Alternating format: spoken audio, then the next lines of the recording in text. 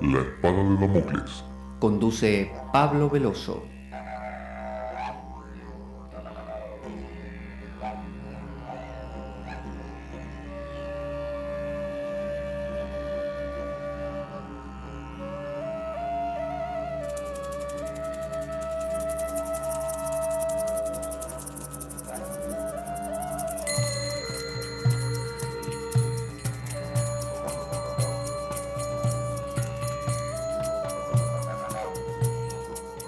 Tal como lo cortés no quita lo valiente, así lo hilarante no quita lo profundo.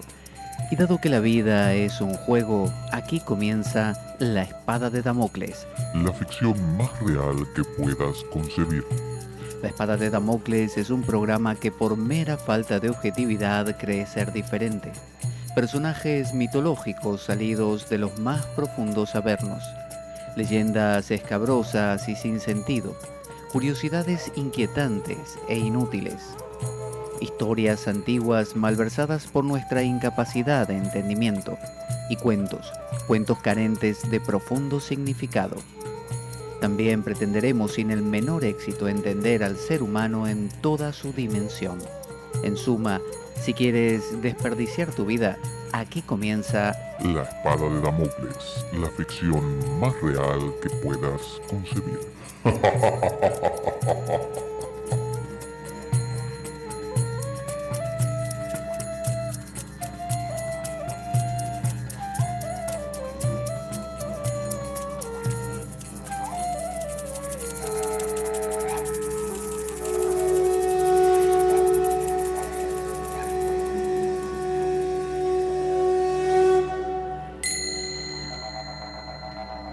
La espada de Damocles. Conduce Pablo Veloso. Buenas a todos, aquí estamos en La Espada de Damocles otra vez para compartir un ratito hablando de temas que resultan interesantes e importantes para el desarrollo humano, para comprender un poco más cómo funcionamos los seres humanos, qué nos pasa, cómo poder armonizar o equilibrar un poco más nuestra vida y nuestras vidas de relación también, ¿no? Con los demás. A ver, vamos a poner una música de fondo.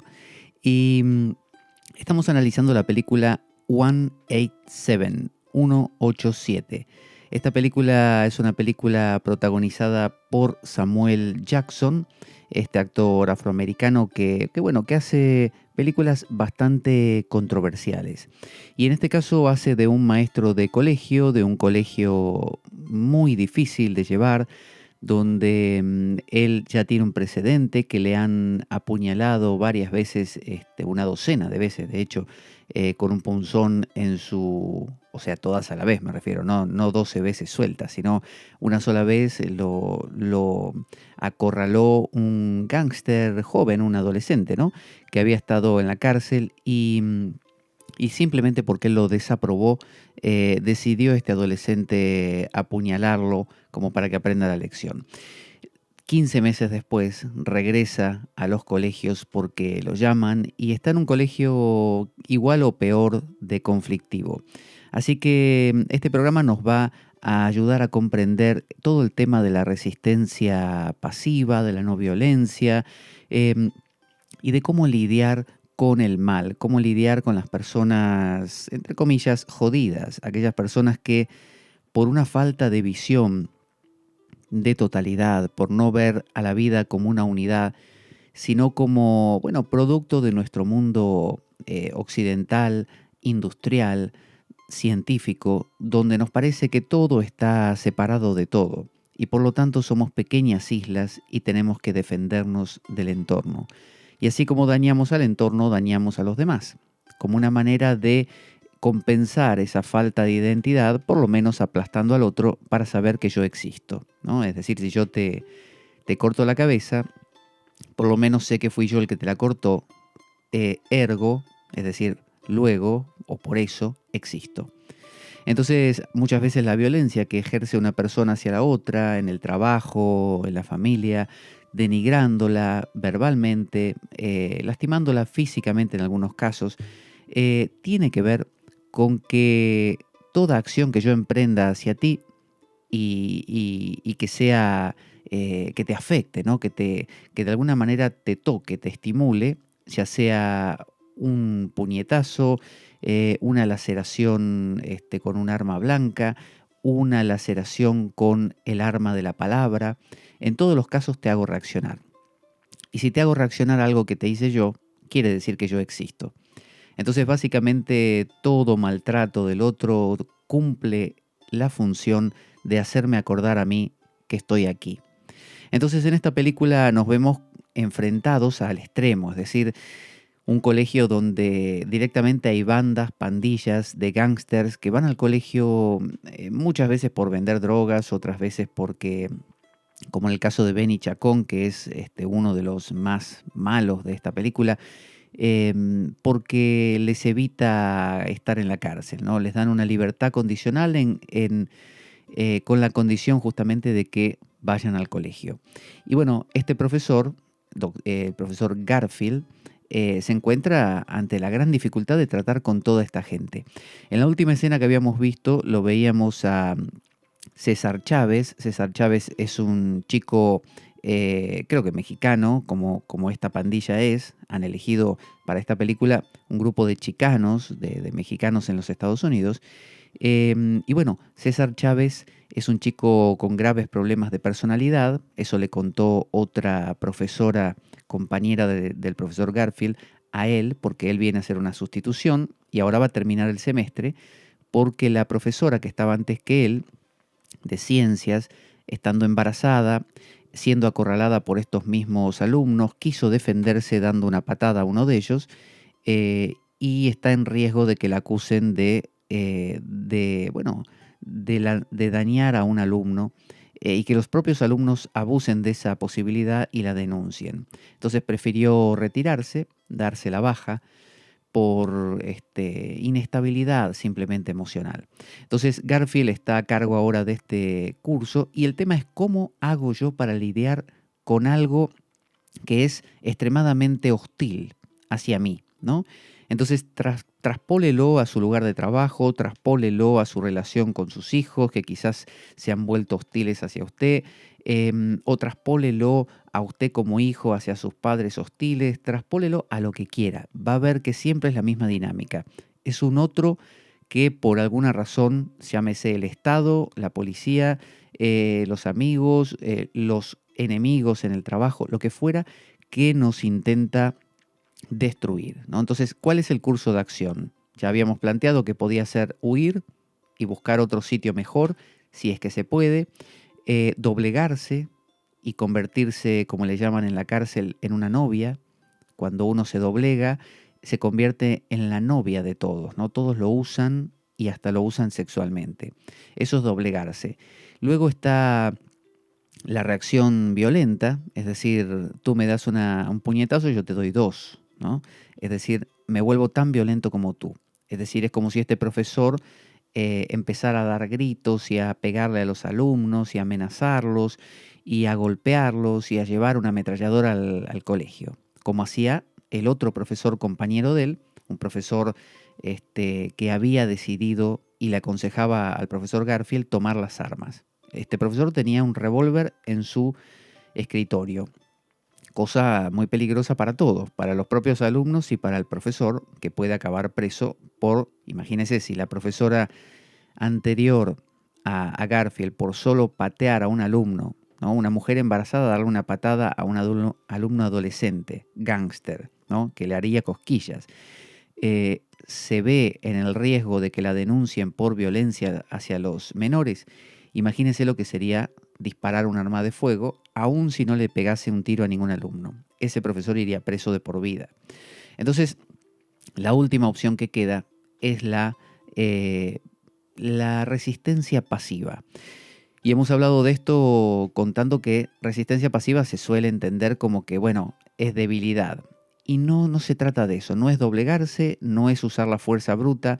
La resistencia pasiva es simplemente no actuar con violencia directa, mantener la ética, ya lo habíamos dicho, resistencia ética, moral, religiosa, ideológica, no es la violencia gratuita, no es el doblegarse, el quebrarse, es mantener ideales muy fuertes, intentar la negociación y el arbitraje, ¿no? Estas son algunas de las premisas de la resistencia pasiva, que de pasiva tiene la actitud, pero la fuerza que la sustenta es una fuerza brutal, mucha mayor, mucho más grande que si uno actuase violentamente. Bueno, en esta escena está el profesor Garfield haciendo que César Chávez lea un fragmento de un libro de ciencias, y aquí vemos que César Chávez no sabe leer prácticamente, es un cuadrado, ¿no? Es un bruto.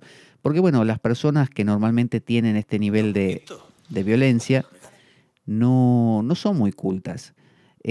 Y quiero aclarar una cosa, no me refiero a que ser culto, es decir, saber mucho, no sé, cuáles son los ríos de Europa, las montañas más altas y cosas así, de una visión de unidad, de una visión de totalidad, ¿no? Una visión más omniabarcante.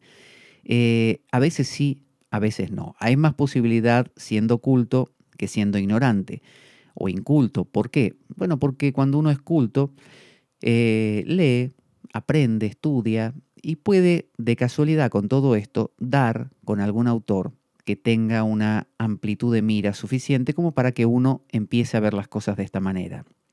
Pero también uno puede estudiar la Divina Comedia de Dante de punta a punta y saberla de memoria y ser un cuadrado marca cañón. Es decir, no es ninguna garantía, pero hay más posibilidad porque, bueno, todos estos textos tienen dentro de sí, en ese entre líneas, en ese inteleger, inteligencia, inteleger, tienen esta visión o esta autorreflexión, ¿no? Esta capacidad de preguntarse cosas, como habíamos dicho, como Heidegger, como la pregunta por el ser, quién soy, por qué estoy, por qué me pasa lo que me pasa. Fijémonos que César Chávez, este chico, jamás se pregunta estas cosas. Su mundo es 5 o 6 palabras que maneja con sus amigos, palabras así de gángsters, como los chicos de hoy en día y muchos adultos, que con, digamos, una panoplia de unas 10 palabras o 20 máximo, más o menos se manejan, ¿no? Y hablan de casi todo de lo que tienen que hablar que no tiene mucha profundidad y por eso no les requiere más. Y es un círculo vicioso, porque cuanto más uno conoce palabras que definan cosas más puntuales y detalladas, más riqueza, no solo de vocabulario, sino también de pensamiento uno tiene. Entonces, el profesor Garfield viene con este bagaje, ¿no? Es aquella posibilidad en nuestra vida de ampliar nuestras miras. Y César Chávez es, por un lado, aquella parte nuestra sumamente cerrada, y por otro lado, aquellos personajes externos que son justamente muy básicos. César Chávez se diferencia de un animal en que, por lo menos, a veces puede llegar a reflexionar acerca de lo que hizo, pero escasamente, escasamente. Ahí va. Olvídalo, no pienso leer ese. Anda, toma. ¡Au! Estúpido chicano. Estúpida puta. Léelo, tío. No quiere leer. Y Garfield lo va a obligar. Lee. Por favor.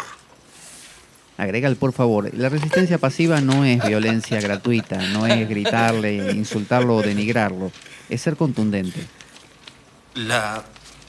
Fo... Flo... Fo... Fórmula. Los propios alumnos se burlan de él. Fíjese que parte de la resistencia pasiva, parte de la no violencia, consiste en exponer las debilidades, ¿no? A veces morales, a veces intelectuales, de ese oponente. Básicamente es ponerlo en ridículo. Pero no se hace en cualquier momento y de cualquier manera, ni tampoco se hace con violencia, justamente. Si Garfield lo que quisiera aquí es escarmentarlo, haciéndolo pasar a vergüenza para él sentirse bien, como decir, mira, en este campo mando yo, tú tendrás un arma como gángster afuera, pero aquí dentro soy yo el dueño y te hago pasar vergüenza, te denigro, eso sería violencia. Y tarde o temprano el eje giraría y el otro le devolvería la violencia. Pero Garfield le pidió que leyera, le dijo por favor, pero con contundencia, lo está exponiendo, sus propios compañeros se burlan, pero Garfield mismo no se presenta como el que lo está aplastando, como quien aplasta, no sé, un saltamontes o una cucaracha. No, lo está haciendo con mucha altura, con mucha clase, con mucho desapego de su propio rechazo, que obviamente Garfield tiene rechazo a este personaje, pero a la vez lo quiere recuperar. Porque si no, no estaría ahí. Si no, se hubiera ido a trabajar, no sé, en una gasolinera o vendiendo ropa. Decidió seguir como maestro, porque él dijo, yo tengo pasión, yo creo en esto. Alguien que practica la no violencia o la resistencia pasiva es porque tiene una visión, tiene una ideología, entiende que el ser humano es una unidad, quiere rescatar a los más, por así decir, necesitados, ¿no?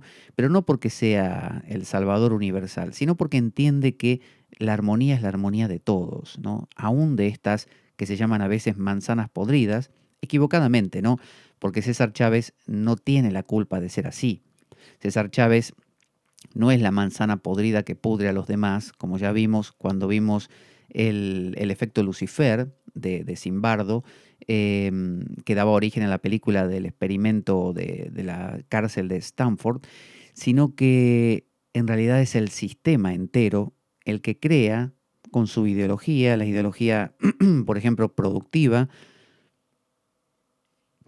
un poco de agua, la ideología productiva es lo que crea la sensación de que tengo que ser uno de los mejores, tengo que producir, tengo que crearme a mí mismo y si por alguna razón no llego a ese estatus o me siento demasiado solo en el tránsito, me endurezco, me robustezco y me vuelvo esto, ¿no? Un personaje duro, crudo, gángster. Así que recuperarlo es recuperarse. Garfield sabe que recuperar a este chico es recuperarse a sí mismo. ¿Y cuántos César Chávez hay? Bueno, millones hay. Pero no se trata de decir, bueno, voy a recuperarlos a todos. Se trata de, donde uno está, no mirar a aquel que me maltrata como un enemigo. Eso es lo que le enseñaba a don Juan de Carlos Castaneda a Carlos Castaneda, justamente. Que el guerrero no odia. El guerrero no odia, porque una de las cosas que pierde el guerrero voluntariamente es la forma humana. La forma humana es la restricción de yo soy yo, Pablo Veloso, y tú eres tú, no sé, César Chávez. Y si me estás haciendo esta guerra, me la estás haciendo a mí. No, no. Perder la forma humana significa que ya no me siento aludido personalmente. Ya entiendo que César Chávez no odia a Garfield. César Chávez odia a quien quiera que se le ponga delante, odia a la autoridad, por ejemplo. Entonces tiene ciertos patrones y Garfield lo que va a hacer es romper esos patrones. Y a la vez en eso también Garfield crece. Por eso está la idea de la Avalokiteshvara o el Bodhisattva en el budismo, que es aquel que en lugar de entrar al nirvana, como el Buda pudo hacer, prefiere quedarse y esperar y salvar hasta el último ser vivo. Hace un voto solemne que dice, Yo, hasta que no salve al último de estos giles, yo no entro en el nirvana, ¿viste? Yo, me encantaría, ¿viste? En el nirvana, ¡oh! En el nirvana la pasás re bien, ¿viste? Estás ahí flotando en el suñatá, en la nada. Oh, eso es lo mejor. Pero bueno, me la voy a aguantar y voy a quedarme acá con toda esta gente a ver si los puedo rescatar. Yo me encuentro con uno y le digo, fulanito, rescatate, que tenés que entrar al nirvana como yo, ¿eh? así que esa es la actitud del profesor Garfield. Es lo que llaman también los cristianos dar la vida por el prójimo. Es ese Jesús que se sacrifica, ¿no? Este es mi cuerpo que será entregado por vosotros. Dar la vida por un amigo, dice Jesús, es lo más grandioso que hay. Es decir, el martirio, ¿no? Esta autoinmolación. Entonces recordemos, si usted vive una vida centrada en usted mismo y le importan sus cosas y su mejora, bueno, olvídese de la resistencia pasiva, ni la practique, porque la resistencia pasiva implica perder. Garfield, al tomar esta actitud, pierde. El otro profesor, el que tiene el arma, no es que gane, pero se mantiene, ¿no? Porque actúa violentamente, los demás le pueden actuar con violencia, él responde con violencia y ahí estamos. El que se doblega, lo mismo, no gana tampoco, pero tampoco va a perder porque sigue siendo él, doblegado o no, novia de todos los demás, o no, pero por lo menos subsiste. Pero el que practica la resistencia pasiva se expone a morir. Se expone a morir físicamente a veces, de acuerdo a las circunstancias sociopolíticas, culturales, y también se expone a la lesión, obviamente. Garfield se expuso a que lo atraviesen, que lo puncen con esa arma blanca. Aquí está entonces leyendo Chávez. La fórmula de la fórmula. Se enfadó y tiró el libro. ¡Silencio! ¡Silencio, por favor! Vete a la mierda.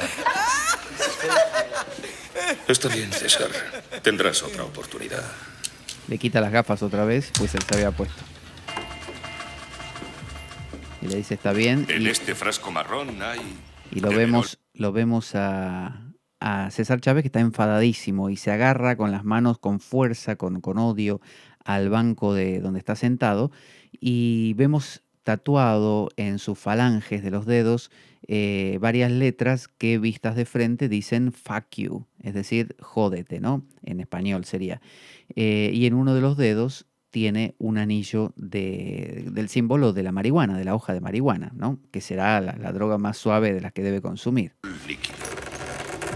¿Demerol? ¿De dónde lo ha sacado?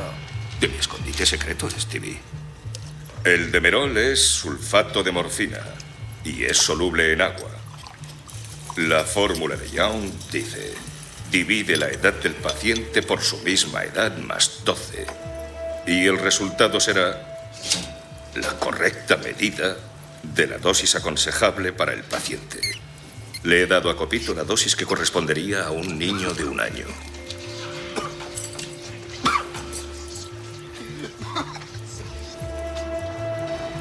Le dio al ratón, a la ratita esta, una dosis de demerol, que es un derivado de la morfina, y les está enseñando a los alumnos el efecto. Entonces, Pieza. el ratón se durmió. Tardará en despertar 10 minutos. Está demostrando cómo, calculando, acá tiene su reloj, un reloj de estos de cadena, de oro, muy bonito.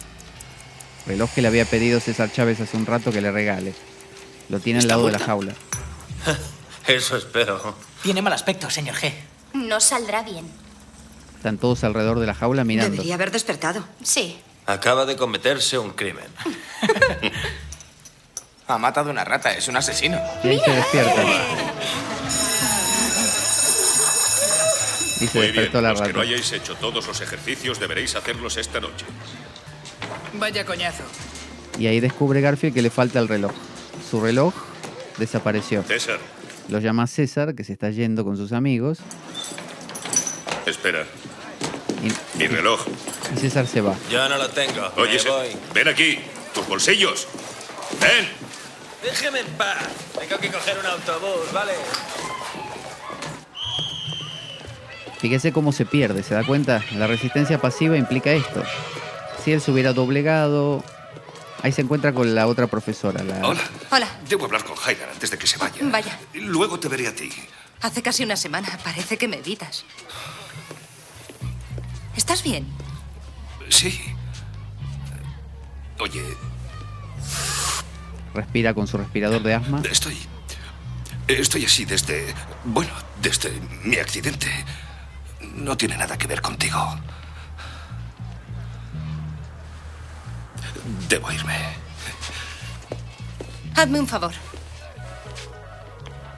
Luego podrás llevarme a recoger mi coche. Está en el taller, muy cerca, a unas calles de Lancashire. Si no puedes, no importa, iré andando. Sí, te llevaré encantado.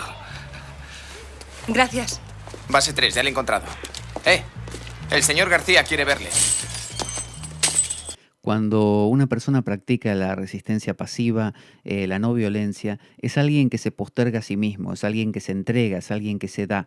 Por lo tanto, se vuelve muy magnético. Es lógico que la profesora compañera de él se sienta atraída por él. Es como que Garfield se convierte en una especie de ídolo para ella, porque, es alguien que no es Es decir, ella está fija en su identidad, quiere preservarse, cuidarse, tiene miedo, ella ya lo dijo, ella querría un sistema perfecto donde todo funcionara bien por arte de magia, piensa en un pensamiento así muy idealista. El otro profesor lo admira por el arrojo que tiene también, fíjese cómo lo admira, el que es violento, pese a que Garfield en ningún momento fue violento. Así que la resistencia pasiva de Garfield es sumamente magnética y atractiva, pero le trae problemas. Fíjese que la profesora rubia, que ya recordaré su nombre, no tiene problemas en general. La amenazan, pero hasta ahora no ha tenido problemas. El otro profesor también le va bien. El único que está teniendo problemas es el de la resistencia pasiva, o sea, Garfield. Está perdiendo. Pero es una apuesta, es perder para ganar, para dar, para ayudar a una causa mayor.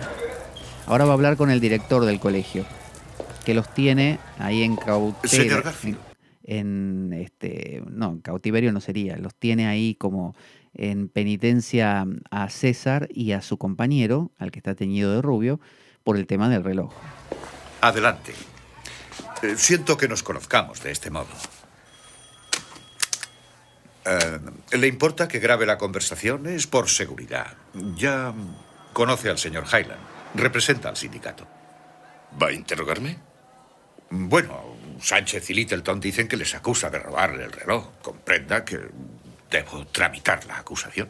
Aquí es cuando aquellos que son los agresores aprovechan las leyes establecidas que defienden, por ejemplo, en este caso, los derechos de los propios alumnos, y hacen abuso de estas leyes porque son ellos los que están denunciando que son acosados por el profesor Garfield. Fíjese, vinieron los dos ante el director a acusarlo, a Garfield, de que los estaba presionando, los estaba acusando de robar y cosas por el estilo. El director también es seguramente mexicano, se lo ve latino.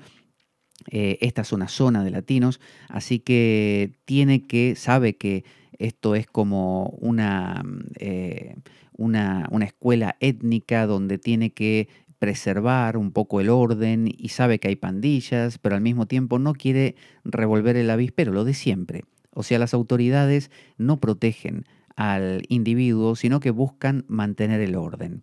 Y mantener el orden a veces implica favorecer al que menos hay que favorecer, en con tal de que el orden se mantenga. Durante una clase, César se fijó en mi reloj. Y entre otras cosas me dijo que si se lo regalaba. Ahora lo importante es que me lo devuelva. ¿Algo más? Le pedí ver sus bolsillos y se negó. ¿Es cierto, señor Sánchez? No me pidió nada de eso. Yo no voy robando a los profes. No tengo su maldito reloj. Bien, cálmese, por favor. Vacíe sus bolsillos. Señor Littleton, ¿podemos ver qué lleva en los bolsillos? Quiero ver sus taquillas. Me vendrá muy bien la pasta. Le pondré un pleito. Las taquillas son algo como sagrado, ¿no? Porque es como la privacidad del alumno. Ver la taquilla implica violar una privacidad que es muy sagrada en este ámbito, ¿no? Pero bueno, este es un caso especial, un caso de chicos justamente muy agresivos. Retírense, señores. Recojan sus pertenencias y muchas gracias. Se sorprende Garfield de que el director no acceda a su pedido y los deja ir. ¿Tiene hora, por favor? Las 3:22, señor Sánchez. Y 22, gracias. Se burla a propósito de Garfield. Señor Garfield, le explicaré algo. Me esfuerzo por tomar a los alumnos del John Quincy Adams como clientes. Larry, no podemos permitirnos otro pleito como el de Blackwell. Le costó a la Junta $250,000. No quieren que justamente Sánchez los denuncie porque van a tener un pleito así legal y van a perder mucho dinero. Así que fíjese que cuando Thoreau, cuando Tolstoy, cuando Martin Luther King, cuando Mandela, cuando Gandhi y tantos otros se encontraron con que el Estado, los supuestos garantes del orden, de la seguridad, de la estabilidad, no garantizaban justamente todo esto, se vieron en la necesidad de ellos mismos tener que tomar medidas. Y bueno, estas medidas tuvieron que ver con la resistencia pasiva, es decir, resistirse aún a las autoridades viendo que las autoridades no servían. El fin de la resistencia pasiva, en última instancia, tiene como resultado la creación de una suerte de estado paralelo. Aunque esto suene muy subversivo, si usted tiene una autoridad por sobre usted que se supone que garantiza su estabilidad, su seguridad, y esa función no está siendo cumplida, sino que lo que se busca es mantener un orden a toda costa, a una costa de los que sufren, bueno, entonces usted tiene que resistirse, eso dice la resistencia pasiva, no es que estoy haciendo apología de esto, estoy contando de qué se trata, eso dice la resistencia pasiva y le aconseja que usted no ceje, no se afloje, no abandone, no se doblegue, no acepte, sino que se mantenga firme en sus posiciones, en sus posicionamientos, en sus ideologías y se resista aún a la autoridad. Sin violencia, obviamente. La única violencia que podría entenderse como tal es el resistirse, justamente, el no cooperar, ¿no? Eso es un acto, digamos, provocador. La resistencia pasiva implica provocar al orden establecido también, es decir, transgredir algunas cosas que a los ojos del sentido común del que practica la resistencia pasiva le parecen excesivas. Entonces, para Gandhi, o para dar el ejemplo otra vez de un judío de la Alemania nazi, subir a un tren para ser llevado a un campo de concentración o ser trasladado simplemente a un gueto, no es algo a acatar, es algo ante lo cual rebelarse. Quiero que seas sincero conmigo, Garfield. ¿Vio a César Sánchez coger su reloj? No, no lo vi. Caballeros, sin pruebas razonables de que Sánchez o Littleton tienen el reloj, no habrá registro de taquillas. Lo siento. Ese reloj era de mi abuelo. ¿No ve lo que hacen? ¿No ha sido nunca profesor? No he tenido ese privilegio. Para ser director no es necesario haber sido profesor, señor Garfield. No importa, eso puede. Vamos. El del sindicato le dice que se calme. Se da cuenta que no puede ir contra la autoridad. Y Garfield está enfadadísimo. La persona que es maltratada por sus compañeros en un trabajo y acude a su jefe o al dueño, el dueño o el jefe quizá quieran mantener el orden y no le importe que maltraten a uno en con tal de que se mantenga la producción y el orden. Es decir, que aquel que sería el garante de la justicia no es un garante de la justicia, sino de la estabilidad. Lo mismo pasa con las autoridades policiales o estatales de cualquier país del mundo. En el fondo se busca la estabilidad, no tanto la justicia, ¿no? Aunque se lo pregone de esa manera. ¿Por qué no ha dicho nada? Porque ese chupatintas no me ha dejado ningún resquicio. Empiezo a pensar en filmar mis clases. ¿Sí? Le daré un consejo. Sea astuto. Si García le pregunta, diga que la cámara es para observar su actuación y no a los alumnos. Bueno, a sus clientes. Algún pandillero podría alegar que violamos sus derechos civiles. Diga. Lo siento, Iris, lo olvidé por completo. Ya voy. Trevor, tengo que hablarle del comité disciplinario, pero ahora debo llevarle esto a los de administración. Tranquilo, esperaré. Ahí se queda Garfield en la oficina del delegado del sindicato pensando. Él quiere grabar sus clases para tener pruebas, pero también juega con eso, de que lo puedan acusar de que él mismo está vulnerando la libertad de los alumnos. Entonces se queda ahí y empieza a pensar en mirar el fichero que tiene el delegado, que son las fichas de los alumnos. Así que abre el fichero y empieza a buscar el de César Chávez. Y se va en su coche. Iré a esa conferencia sobre informática. ¿Cuándo es? Van ahora en el coche. Se acuerda que la chica le había pedido que la lleve hasta donde estaba su propio coche, el de la chica, el de la compañera, profesora de él, o sea, colega de él, hasta donde estaba el coche de ella para recogerlo. Entonces van ahí conversando los dos. Pasado mañana. Nunca he estado en San Francisco. Deberías ir, seguro que te gusta.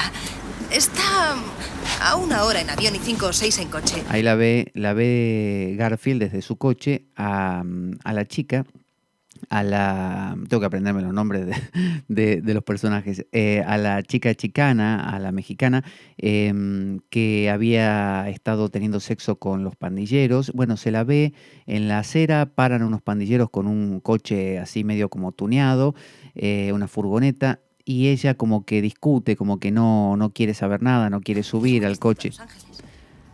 Y la presionan, le dicen cosas desde dentro. Porque me da miedo que olvide darle de comer y mi pobre perro se muera de hambre. Ve cómo la persiguen, la presionan a la chica. Él nota que esa chica quiere salirse de este tema. Tiene ganas, tiene potencial, pero ve cómo los gángsters la van presionando a quedarse dentro de ese sistema. Eso es muy normal. A veces los que son hostiles, los que son agresivos en cualquier ámbito, van recogiendo prosélitos, no toleran que haya otros que sean indiferentes, sino que intentan reclutarlos para su grupo de manera de ser cada vez más poderosos. Mientras tanto siguen conversando en el coche. Como te decía, San Francisco es una ciudad más de verdad. Es como Chicago o Nueva York. O Bagdad. O Marte. Ella empieza a decir tonterías porque ve que él está perdido, concentrado mirando a la chica, en lugar de escucharla a su colega. Yo cuidaré de Jack hasta que vuelvas. Él se ofrece a cuidarle el perro a ella hasta que ella vuelva. Se ve el caserío donde viven, un lugar así muy de trabajadores, al mismo tiempo con poco verde. Es un lugar muy seco, mucho calor. Y aquí está Garfield en el patio de su casa,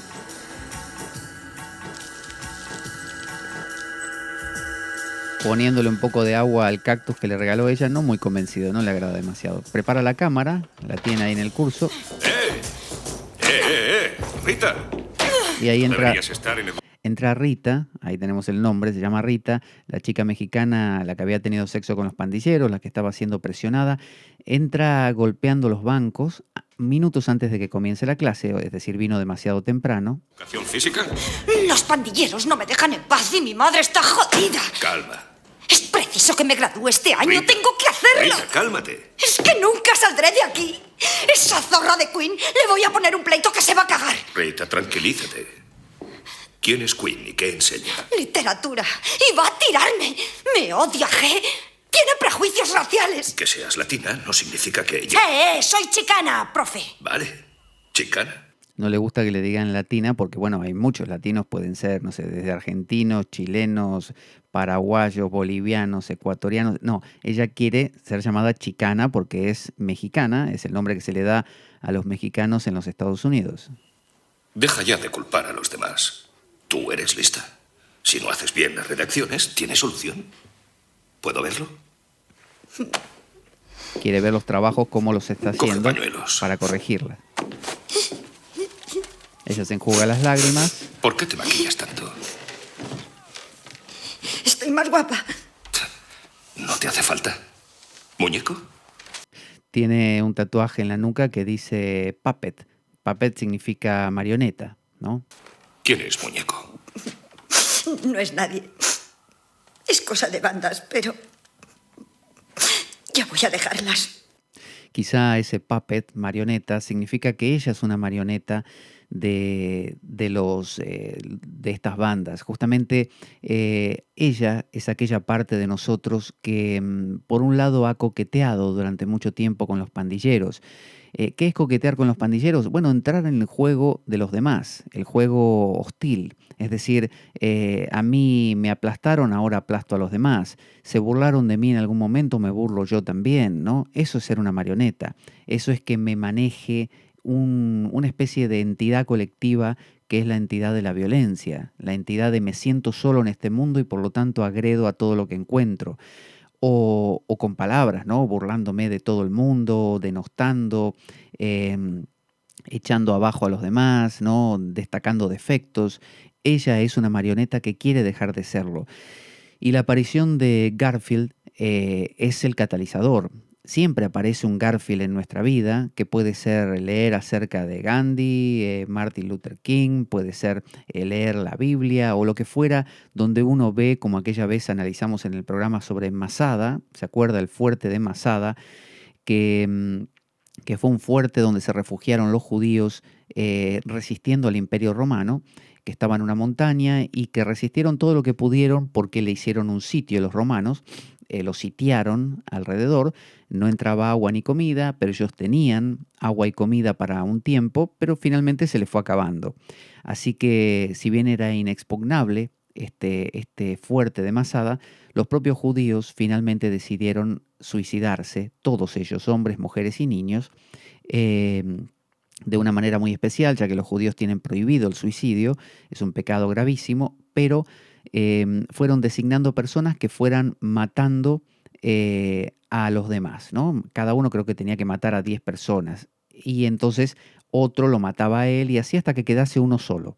Y ese uno solo, claro, ese sí tuvo que suicidarse, entonces ese se sacrificó y cometió el pecado terrible de los judíos que implicaría, no sé, un infierno eterno. Es decir, la resistencia pasiva es saber aguantar, no doblegarse, no convertirse en un puppet, en una marioneta, como esta canción, ¿se acuerda de Metallica, Master of Puppets, ¿no? Que dice, Master of Puppets is pulling his strings, es decir, el maestro de marionetas mueve sus hilos, ¿no? Mueve sus hilos y las marionetas bailan al son de esos hilos. Entonces, de esos movimientos. Muchas veces somos marionetas de habernos acostumbrado a comportarnos así y antes no éramos así y ahora nos convertimos en personas que se burlan de los demás, que se mofan, que se sienten bien aplastando a otros, ¿no? Evidenciando los errores de los demás. Bueno, Rita quiere salir. Rita es esa parte que está en medio, ¿se da cuenta? Es la que ahora con Garfield siente la oportunidad y se siente como apoyada, ¿no? Hasta que no aparezca un Garfield no hay forma de que Rita salga, porque no sabe qué tierra firme va a pisar, pero ahora ve un ejemplo. Por eso es tan importante la resistencia pasiva suya, mía, de pequeñas islitas en el mundo, que aunque no sean grandes grupos de resistencia que permitan realmente algo contundente, no importa, son pequeñas cositas que dan el ejemplo de cómo se puede vivir, ¿no? De otra manera, de que hay otra manera. Si Garfield se doblegara y todos los Garfield se doblegaran, ninguna Rita podría salir de ser un puppet, de ser una marioneta. En cambio ahora sí ve la oportunidad. Gracias, piense esto, mire, el Imperio Romano era lo más poderoso que existía en su época. No había nada más poderoso que la máquina romana. Era imbatible, había conquistado todos los pueblos conocidos. Sin embargo, los cristianos, con su martirio, los cristianos hacían esto, era resistencia pasiva, es, ¿querés matarme? Matame. ¿Querés matarme? Matame. ¿Querés matarme? Matame. Y así como moscas, muchos, de todas las maneras posibles. Esto fue generando una sensación en el Imperio Romano y en sus habitantes de que habían unos tipos que tenían otros códigos y que eran interesantes, porque siempre nos llama la atención aquel que es el que logra salirse de sí mismo, el que logra priorizar lo colectivo a lo personal. Ese nos impacta. Un Mandela que se aguantó en la cárcel no sé cuántos años y para salir y luego seguir con la lucha, impacta. Un Gandhi que dijo voy a ayunar a menos que ustedes se amiguen, las dos facetas que se peleaban dentro de la India, yo ayuno hasta morir. Y se estaba muriendo, de verdad, ¿no? Le empezó a fallar los riñones. Se podía morir, se hubiera muerto. Sin embargo, se equilibró. Es decir, una de las premisas de la resistencia pasiva es el arbitraje y la negociación. Gandhi quería arbitrar entre facetas opuestas, aún a costa de su vida. Y claro, esto le garantizó a Gandhi que, por ejemplo, su esposa no lo entendiera mucho y sus hijos lo odiaran. Se dice que los hijos de Gandhi fueron alcohólicos, o no sé si todavía vivirá alguno, fueron alcohólicos porque, claro, odiaban lo que su padre había hecho, porque su padre no había sido humano, no había sido un puppet, no había sido ni el que se doblegó, ni el que peleó contra el sistema con las armas, no, fue un personaje que se entregó a lo colectivo y eso le hizo resentir su función de padre, ¿no? De padre puntual. Y sí, es así, es verdad. Pero si uno no se sacrifica, aunque sea un poco, por lo colectivo, el mundo en sí, tanto externo como interno, no cambia. Que proceda de ese barrio no significa que sea estúpida. Ahí ve él en la carpeta que tiene Rita, ve a un chico que tiene, está en un ataúd, tiene sangre, porque se ve que lo han baleado, ¿no? Y lo están velando. Seguramente al ser pobres y latinos no tenían cómo ese cadáver recomponerlo como para que no se note ni la sangre. Bueno, se ve la sangre y pone en un costado puppet, que es marioneta. Marioneta es lo que ella tiene tatuado en la nuca porque se ve que ella era amante de este chico, ¿no? Que fue asesinado. Entonces, ella es una marioneta hasta ahora. Este chico seguramente también era una marioneta, como cualquier otro que cae en las garras del efecto Lucifer, como ya vimos en otro programa.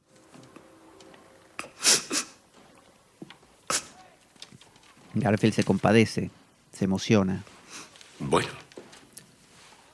tu redacción no está mal por el contenido.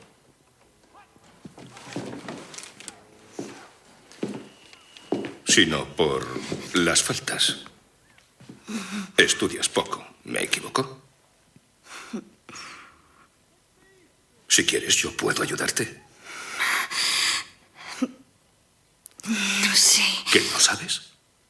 ¿A qué has venido? Oye, ¿podemos ir a la biblioteca? Allí pueden vernos. ¿Y en tu casa? Ni hablar. Bueno, Rita. Elige un sitio.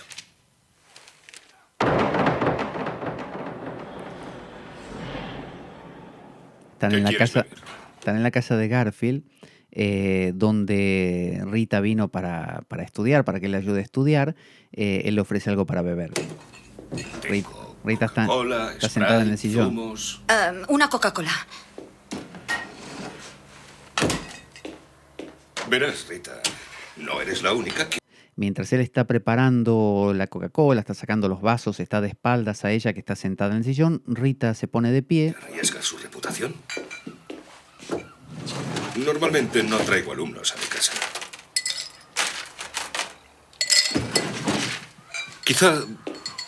Quizá puedas aclararme algo. Ese código del honor tan machista... Bueno, quiero decir, ¿de verdad vale la pena morir por orgullo?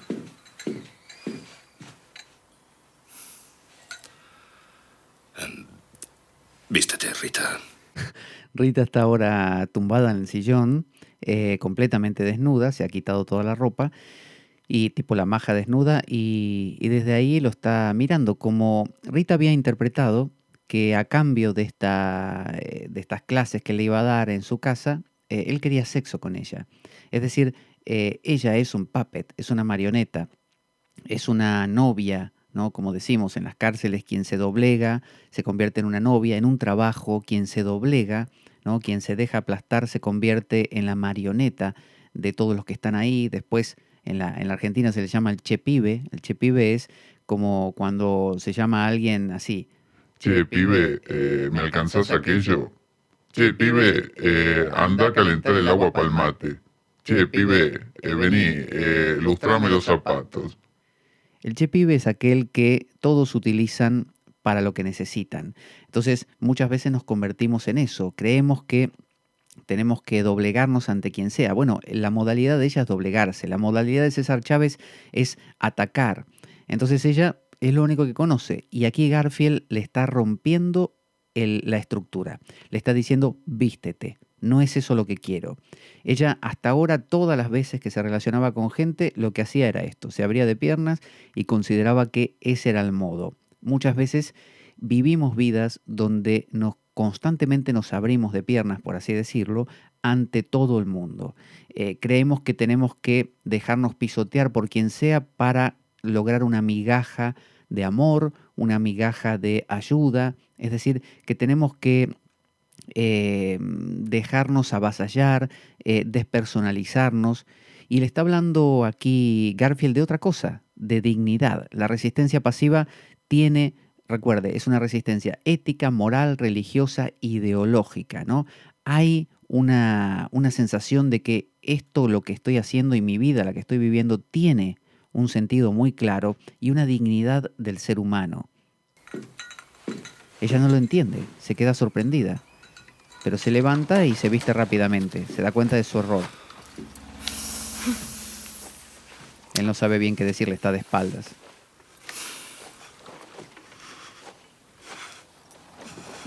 Rita se pone su vestido media enfadada de la vergüenza que pasa. Y él se sienta. Ella llora, ella llora.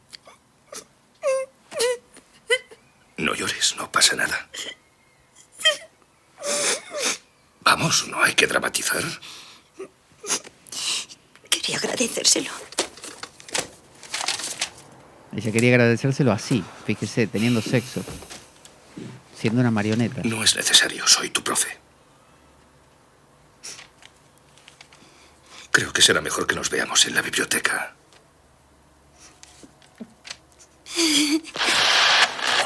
Ahí está él encendiendo su cámara. ¿Qué pasa? Está en la clase. Vaya. Esa puta cámara invade mi intimidad. César, ven aquí. Lo llama justamente a César. Espero que no envíes a cinta a los más buscados. Deje que me ponga guapo. Puesto que te preocupaba tanto que hubiese perdido el reloj de mi abuelo, te gustará saber que lo he encontrado. ¿Abrió mi taquilla, señor G? Es un delito. Ahora es usted un delincuente. ¿De veras? ¿Y qué es lo que vas a hacer, César? Ir a García. ¿Qué le dirás? ¿Que abrí tu taquilla y te robé el reloj que tú negaste haberme robado? No lo creo. ¿Qué tal si lo dejamos en empate? No. Esto solo acaba de empezar, señor G. Ahí digamos que le tocó los cojones, ¿no? Recuerde que la provocación de la resistencia pasiva es activa. Hay una provocación del otro, hay un mostrar una posición firme ante el otro, hay una actuación inteligente también. Don Juan de Castaneda cuenta cuando él, de joven, era rebelde y todo eso, pero bueno, tuvo su maestro, su nahual, el nahual Julián, me parece que se llamaba, y una de las tareas que le impuso el nahual Julián, cuando finalmente él aceptó la enseñanza y la buscó, en lugar de ampararlo y de cuidarlo y enseñarle, lo mandó a que fuera empleado de un jefe para el cual don Juan había trabajado, que lo había mantenido trabajando en su ámbito. Era un capataz que trabajaba para una gran señora que tenía mucho dinero, muy católica, pero ajena a todo lo que manejaba este capataz. Y el capataz lo que hacía era recibir gente, como le pasó a don Juan, trabajadores, ofreciéndoles trabajo, pero una vez dentro los maltrataba, los trataba como animales, muy mal, los denigraba, se burlaba de ellos y los hacía trabajar de sol a sol. Un día, don Juan decidió escaparse y sabiendo que el capataz podía enfadarse mucho, y el capataz le dio un tiro en la espalda. Le pegó un tiro en la espalda. Don Juan cayó muerto, aparentemente, lo enterraron, y lo que pasa que lo enterraron, dice él, en una tumba superficial, ¿no? Como que lo cubrieron un poco de tierra, porque no tenían tampoco dinero para eso. Y su familia lo lloró, su esposa en ese momento y su hijo, que no era suyo porque él se había casado con una mujer, o se había juntado, que tenía a su vez un hijo. Y luego él, como por arte de magia, se recuperó y salió, apartó la tierra y salió. Y se dio cuenta que ya no tenía nada que hacer con esa mujer y con ese hijo. Y volvió con su nahual, ¿no? Con el nahual Julián. Y el nahual Julián, sorprendentemente le pidió que regresara donde estaba ese capataz, porque dijo, ese capataz es como tu pinche tirano, es la situación ideal para que puedas vivenciar esto que estamos aprendiendo, que es despersonalizarse, es abrirse a lo inconsciente, trascender a tu ego pequeñito, que solo quiere cuidarse a sí mismo, abrirse a una realidad que es brutal. Bueno, a ver cómo te desempeñas en esto. Le enseñó el arte del acecho, y que es la impecabilidad, el saber esperar el momento oportuno, y fue don Juan a trabajar ahí con el mismo capataz que ya no se acordaba de él, porque habían pasado unos años. Aparte del capataz veía muchos empleados porque justamente al maltratarlos le duraban poco, y cuando lo recibió otra vez hizo lo mismo el capataz, pero esta vez don Juan supo esperar. Aguantó los maltratos sin reaccionar, a su vez sin ira, que esa era la cuestión. Don Juan era muy impulsivo antes y reaccionaba con mucha bronca, y eso lo hizo ser torpe, y por eso se escapó de una manera brutal, impulsiva, le pegaron un tiro en la espalda. Entonces, la manera de actuar ahora de don Juan era muy tranquila, muy contundente, resistiendo lo que le hacían hacer. Entonces fue utilizando el arte del acecho del guerrero, que entre ellos estaba, entre esas herramientas, la inteligencia, la paciencia, ¿no? Muchas virtudes de ese tipo, ¿no? El arte, la belleza, saber actuar con belleza. Entonces, don Juan se hizo unas planchas de madera a modo de escudo, porque el capataz lo mandaba siempre a limpiar los establos, y los caballos eran muy, ¿qué le puedo decir? No sé, iracundos, y podían darle una patada en cualquier momento. Así que el capataz lo mandaba ahí porque no lo aguantaba a don Juan, le caía mal, justamente porque lo veía muy entero, tal como a César Chávez le cae mal Garfield. Entonces lo mandaba justamente al establo, y él se protegía con estas planchas de madera de las patadas de los caballos. El capataz no lo sabía porque jamás entraba al establo porque le tenía miedo a los caballos, ¿no? Y así fue pasando el tiempo, y don Juan aguantando todo esto porque sabía que tenía que dejar que el poder, así le llamaba don Juan y los nahuales, a la sabiduría de la vida, al ritmo de la vida, ¿no? A lo inconsciente, ese poder mostrara el momento oportuno. Y ese momento oportuno llegó en una ocasión en que apareció la dueña de todo esto, una gran señora muy católica, y qué sé yo, que venía, era un día de un santo, y así había como una procesión. Entonces don Juan aprovechó, y delante o sea, le habló a la mujer, delante estaba el capataz, y contó todo lo que el capataz les hacía diariamente, las vejaciones. La mujer se persignó y dijo que era una locura que pasara todo eso en su sitio y no sé qué, pero claro, las autoridades nunca ayudan.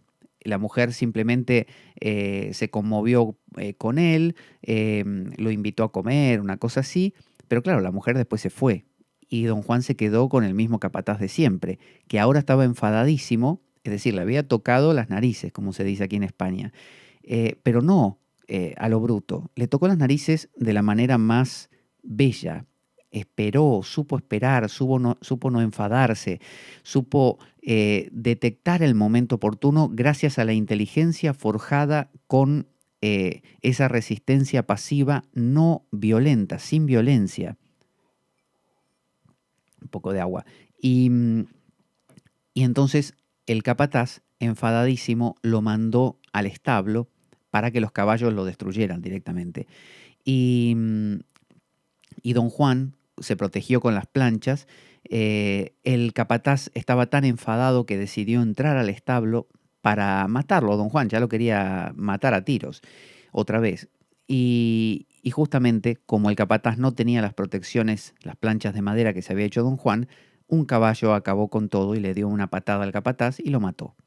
Y don Juan supo que todo se había acabado y simplemente dejó todo y regresó con su nahual Julián para seguir aprendiendo. Fíjese, don Juan podría haber desencadenado todo esto antes, pero no era el momento oportuno.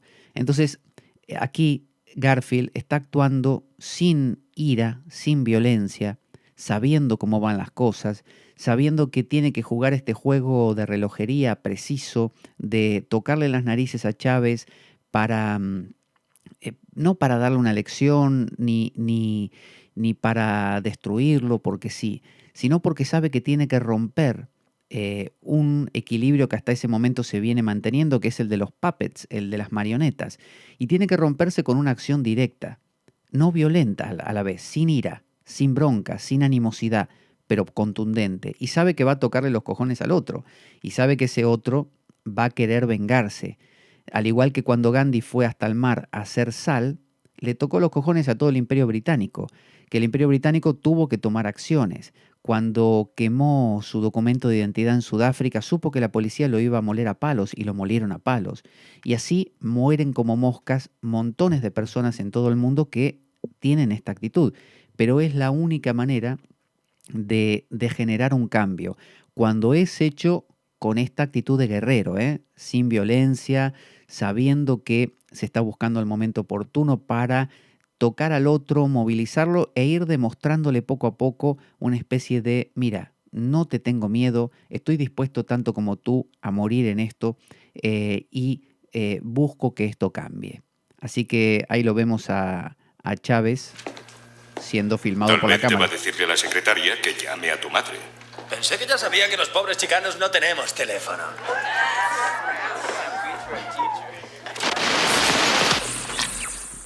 Ahora lo vemos a Garfield en su casa, arrodillado frente a su cama, orando ante un crucifijo. Lo intentaré. Le dice a Dios.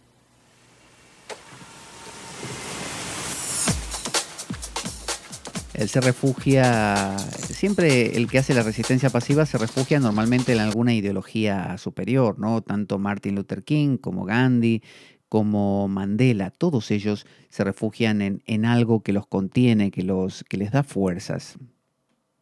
Nuestro programa carece de sustento económico externo. Si quieres colaborar y apoyarnos, puedes hacer de cuenta que me invitas un café y dejar una donación equivalente a ello o lo que tú desees a través del enlace de PayPal que aparece en nuestro canal en iBooks. Si tienes alguna duda al respecto, puedes enviarme un correo a info@gmail.com para informarte y desde ya muchas gracias por ello.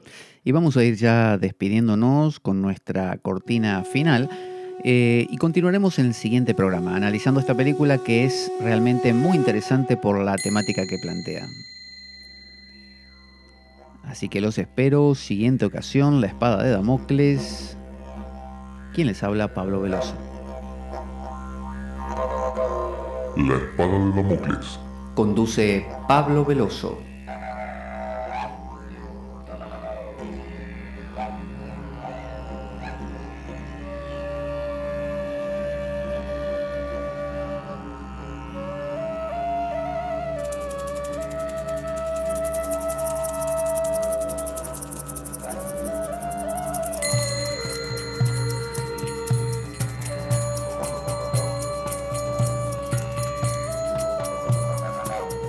Y dado que la vida es un macabro juego, concebido por una mente perversa, únete a nosotros en nuestro próximo programa, cuando escuches las siguientes palabras. La Espada de Damocles, la ficción más real que puedas concebir. Buena vida para todos, buena semana y... ¡Avanti Damocleanos!